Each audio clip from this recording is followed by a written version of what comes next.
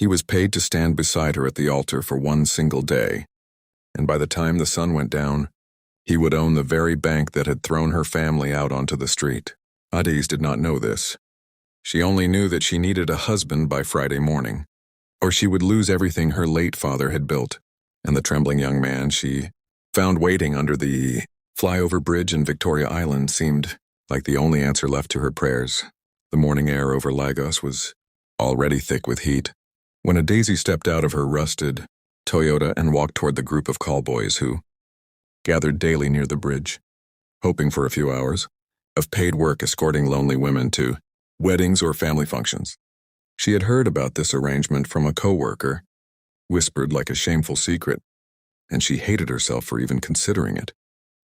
But her uncle Chibuzor had given her an ultimatum 3 days earlier, standing in her father's old sitting room with his arms folded across his chest.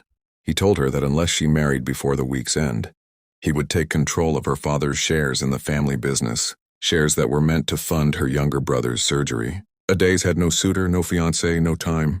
She only had desperation. And desperation had led her to this street corner, where a tall young man in a faded shirt looked up when she called his name. His name was Kelechi, or so he told her, and something about his calm eyes made her trust him instantly, though she could not explain why. She offered him 200,000 naira to pretend to marry her for 1 month, enough time to convince her uncle the shares were safe, after which they would quietly divorce and go their separate ways. Kelechi listened without interrupting, his expression unreadable, and when she finished speaking, he simply nodded and said he would do it. But only if she agreed never to ask him where he disappeared to during the day. Adesi agreed without hesitation, relieved beyond words, never imagining that the humble callboy she had just hired was, in truth, Kelechi Obiora Adeyemi, the reclusive heir who had spent the last 2 years living anonymously among the city's forgotten corners after walking away from his family's banking empire, wounded by a betrayal he had never spoken of to anyone. If this story is already touching something inside you, please take a moment to like this video, drop a comment below, share it with someone who still believes in second chances, and subscribe to Whispering Tales Stories so you never miss the tales that remind us kindness always finds its way back to us. Their wedding took place on a bright Saturday afternoon in a small registry office, witnessed only by Adesi's ailing mother, and a court clerk who barely looked up from his paperwork. Kelechi wore a borrowed suit that did not quite fit him, and Adesi wore her mother's old wedding dress, its lace yellowed with age but still beautiful in the daylight, streaming through the dusty windows. When the clerk pronounced them husband and wife, Adesi felt nothing but relief. A transaction completed, a crisis averted. Kelechi, however, felt something shift quietly in his chest, though he told himself it meant nothing at all. The weeks that followed tested Adesi in ways she had not anticipated. Her uncle grew suspicious of the sudden marriage and began circling her like a vulture, hunting for cracks in the story. He sent people to watch her house, to ask questions in the market, to pressure the bank's junior officers into slowing down the paperwork that would finally secure her brother's inheritance. Through it all, Kelechi remained steady beside her, appearing at family gatherings, dressed simply but speaking with a quiet confidence that unsettled her uncle more than any wealth could have. Adesi began to notice small strange details, the way Kelechi negotiated with contractors when their roof needed repair, the way he seemed to know the exact right words to calm a furious hospital administrator when her brother's treatment was delayed, the way certain security guards outside expensive buildings straightened up and greeted him with unusual respect whenever they passed by. She dismissed these moments as coincidence, too consumed by her own survival to question them deeply.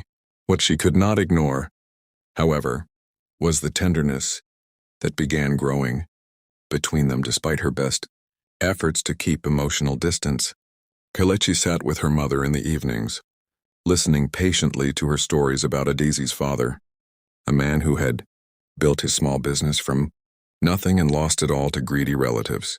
After his death, he drove Adesi to the hospital during her brother's worst nights, sitting silently in the waiting room until dawn, never once complaining about the arrangement or demanding more than what they had agreed upon. Adesi found herself softening toward him in ways that frightened her, because she had convinced herself that this marriage was only business. Only survival, nothing more. Everything changed on the afternoon. Her uncle finally cornered her outside the courthouse, waving a folder of falsified documents meant to prove her marriage was a sham, designed to defraud the family estate. He shouted before a small crowd that had gathered, accusing her of manipulation and deceit, demanding that the judge nullify the marriage on the spot. Adais stood frozen, humiliated, watching her carefully built world collapse in broad daylight.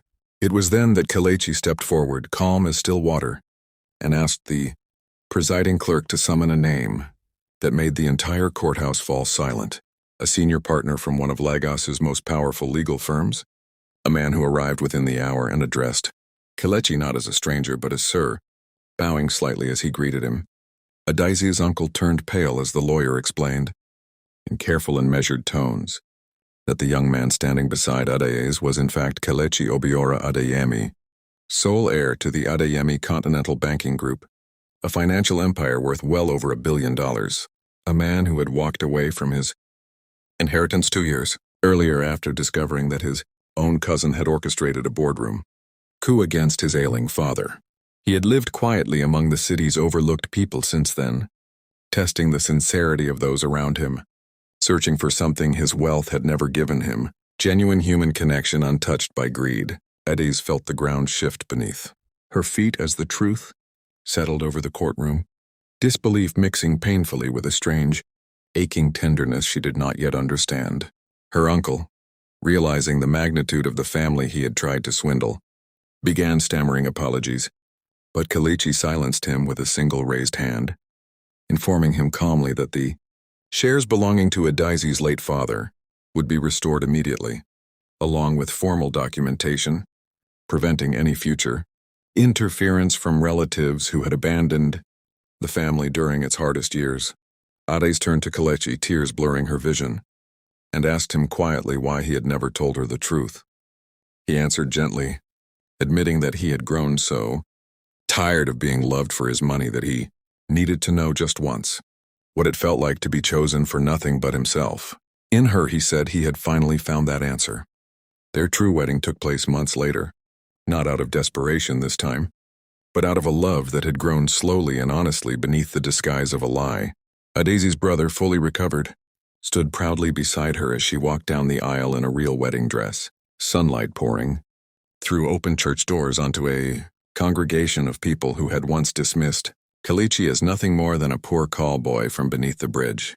Her mother wept with joy, watching her daughter's life transform from quiet suffering into radiant hope. And somewhere in the crowd, even her uncle sat humbled, forgiven despite everything he had done. Before we reach the final moments of this story, if it has touched something in your heart, please type the word family in the comments below, so we know this story reached you exactly when you needed it. In the years that followed, Adais and Kelechi built something far greater than an empire. They built a home rooted in honesty, resilience, and the quiet belief that true worth is never measured by wealth but by the goodness carried in the heart. Their story spread through Lagos like a gentle wildfire, inspiring the desperate to hold on to hope and the powerful to remember humility. If this story moved you, touched some hidden part of your heart, or reminded you that second chances are real, please take a moment to like this video. Leave a comment sharing what it meant to you. Share it with someone who needs a little hope today. And subscribe to Whispering Tales Stories, because every story we tell is a reminder that kindness, patience, and love always find their way home in the end.